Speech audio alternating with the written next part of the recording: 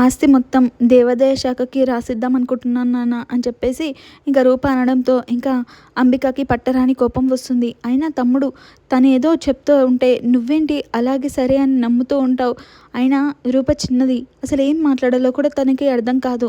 నువ్వే మంచిగా చెప్పాల్సిందే పోయి నువ్వే ఆస్తి రాసియడానికి నువ్వు కూడా అలాగే వింటున్నావేంటి తమ్ముడు అని చెప్పేసి ఇంకా అంబిక అయితే అంటూ ఉంటుంది. ఇంతలో ఇంకా అయినా రూపకి ఏం చేయాలో తనకి బాగా తెలుసు. అది తన ఆస్తి, తనని మాట్లాడనివ్వండి అని చెప్పేసి ఇంకా ప్రతాప్ అయితే అంటాడు. ఇంకా రూప అంటుంది, అక్కడ గోశాలలు అలాగే అనాథాశ్రమంలు అన్నీ కలిపి ఉంది నాన్న.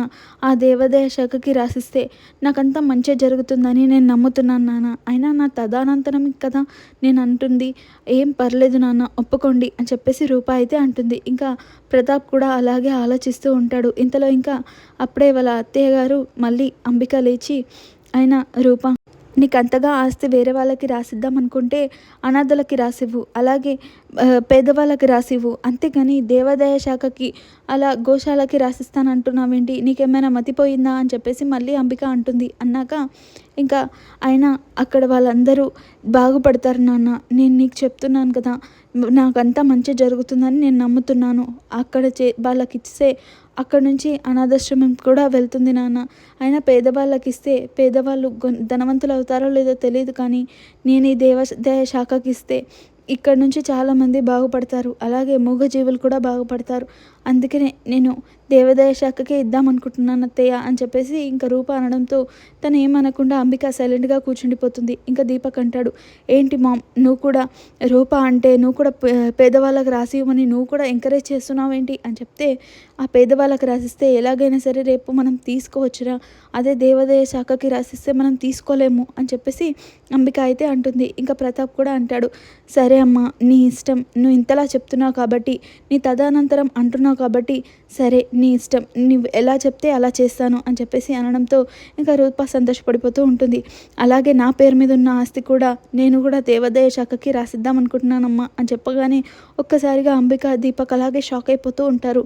ఇంతలో ఇంకా ప్రతాప్ వాళ్ళ తమ్ముడు కూడా, మీరు మాత్రమే మంచి వాళ్ళు అవుదాం అనుకుంటున్నారా అన్నయ్య, నేను కూడా నా తదనంతరం నేను నా నా ఆస్తి అంతా దేవాదాయ శాఖకి ఇస్తాను అని చెప్పగానే ఇంకా షాకింగ్గా అంబిక దీపక్ అలా చూస్తూ ఉండిపోతారు. ఇంతలో ఇంకా అంబిక అంటుంది, ఆయన చిన్నోడంటే ఏదో తెలియక చేస్తున్నాడు, మరి నువ్వేంట్రా, నువ్వు కూడా అలా మాట్లాడితే నీ కూతురికి రేపు ఏం చెప్తావు అని చెప్పేసి అంబిక గట్టిగా అరుస్తుంది.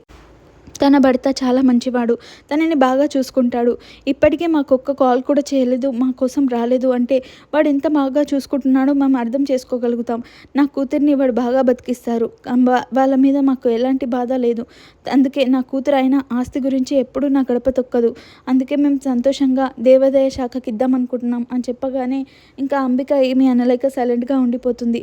మనని నమ్ముకొని వచ్చింది కదా మందార, కనీసం మందారంకైనా కొంచెం ఆస్తి ఇవ్వాలి అని చెప్పగానే మందరం అక్కడి నుంచి వస్తుంది.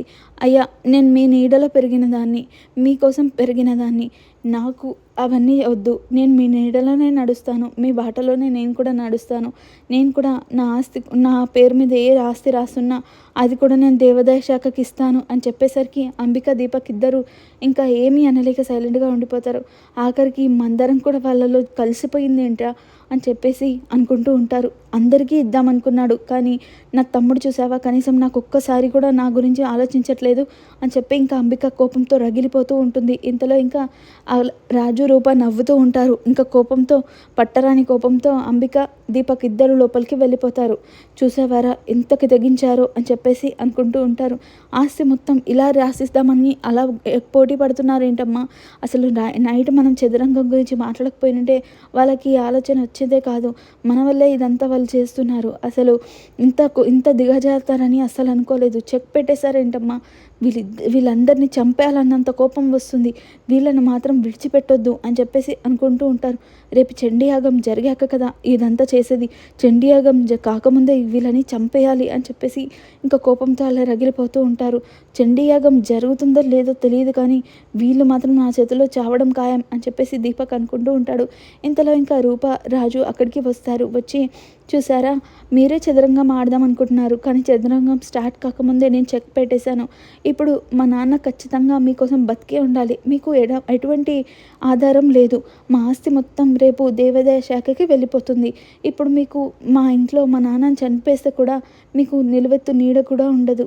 కాబట్టి మా నాన్న బతికే ఉండాలి. మా నాన్న బతుకున్న రోజులు మీరు ఇంట్లో పడి ఉండొచ్చు. మా నాన్న కనుక లేరనుకో మీకు ఈ నిలువెత్తు నీడ కూడా ఉండదు. మీరు చదరంగంలో రాజునే చంపుదాం అనుకున్నారు, అంటే మా నాన్నని చంపుదాం అనుకున్నారు. ఇప్పుడు మా నాన్న లేకపోతే మీకు కనీసం తినడానికి తిండి, ఉండడానికి నీడ కూడా ఉండదు. ఇప్పుడు మీరే కంటికి రెప్పలా మా నాన్నని కాపాడుకోవాల్సి ఉంటుంది. ఇప్పుడు అర్థమైందా నా ప్లాన్ ఏంటో అని చెప్పేసి రూపాల నవ్వుతూ అంటుంది. ఇంత రాజు కూడా ఏనుగులని, గుర్రాలని, అలాగే భటుడిని అందరినీ చంపి ఆ తర్వాత రాజు దగ్గరికి వద్దామనుకున్నారు. కానీ అమ్మాయి గారు చూసారా, డైరెక్ట్ రాజుకి చెక్ పెట్టేశారు. ఇంకా మీరు కదలలేరు, అలా అని ఏం చేయలేరు అని చెప్పేసి ఇంకా రాజు నవ్వుతూ ఉంటాడు. ఇంతలో ఇంకా రూప అంటుంది, చచ్చినట్టు మా నాన్నని మీరే కాపాడుకోవాలి. మా నాన్న బతుకున్నన్ని రోజులే మీకు ఈ గతి. తర్వాత మీరు రోడ్డున పడిపోవాల్సి ఉంటుంది. అది గుర్తుపెట్టుకోండి. ఇప్పటి నుంచి మా నాన్నని కంటికి రెప్పలా కాపాడుకోండి.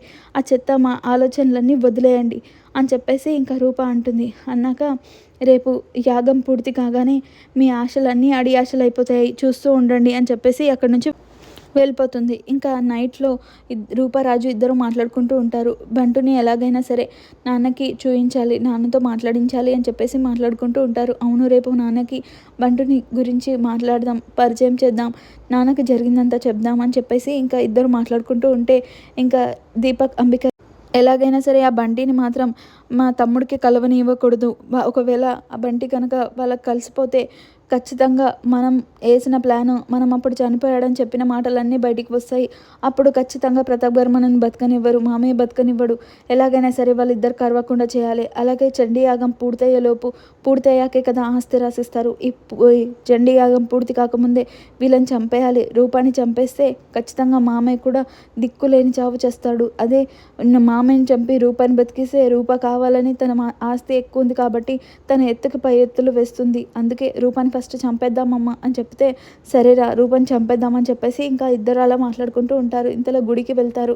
వెళ్ళాక ఇంకా మా అమ్మ నాన్న ఖచ్చితంగా కలవాలి, మా అమ్మ నాన్న బాగుండాలని కోరుకుంటున్నాను. మా అమ్మ నాన్న కలిసి ఈ పూజ చేశాక నాకు ఎలాంటి ఆధారం ఉండదు మళ్ళీ కలపడానికి. దేవుడా, నువ్వే ఎలాగైనా చేసి మా అమ్మ నాన్నని కలుపు. అలాగే వంటిని కూడా మా నాన్నకి పరిచయం చేస్తాను. ఎటువంటి గొడవ కాకుండా నువ్వే చూస్తుంటు స్వామి అని చెప్పేసి అనుకుంటూ ఉంటారు.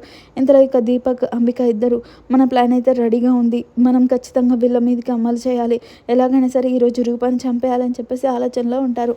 ఇది ఇవాల్టి స్టోరీ. మరి రేపు ఏం జరగబోతుందో తెలుసుకుందాం. Thank you for watching.